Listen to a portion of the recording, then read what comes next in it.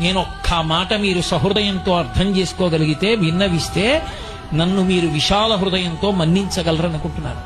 బెల్లంతో వండింది పాయసమే, పంచదారతో వండింది పాయసమే. ఒకటి తెల్లగా ఉంది, ఒకటి నల్లగా ఉంది, రెండిటి రుచి తీపి. అది తెలుసుకున్న నాడు రంగు కోసం పాకులాడవు, పక్క పాత్ర కోసం వెంపర్లాడవు.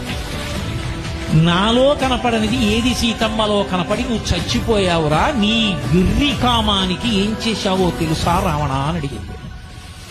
ప్రపంచాన్ని గడగడలాడించగలిగిన వాడు ఇంద్రుణ్ణి గెలవగలిగిన కొడుకుని కన్నాడు.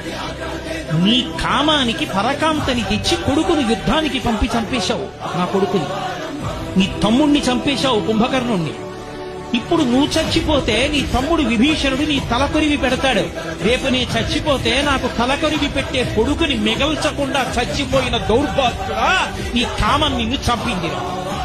చెప్పరా సీతమ్మ ముందు సుందరకాండలో?